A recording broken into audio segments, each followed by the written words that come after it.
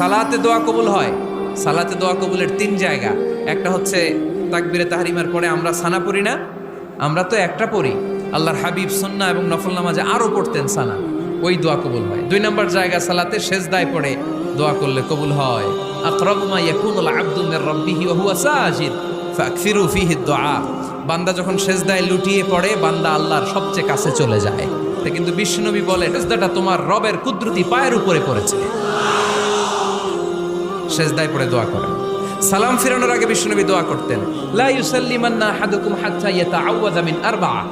আল্লাহর হাবিব বললেন, 4 জিনিস থেকে পানাহ না আছে আমার কোন উম্মত যেন সালাম না ফিরায়। তারা যেন পড়ে, আল্লাহুম্মা ইন্নী আউযু বিকা মিন আযাবিল কবর, আউযু বিকা মিন আযাবি জাহান্নাম, আউযু বিকা মিন ফিতনাতিল মাহইয়া ওয়াল মামাত, আউযু বিকা মিন ফিতনাতিল মাসিহিদ দাজ্জাল।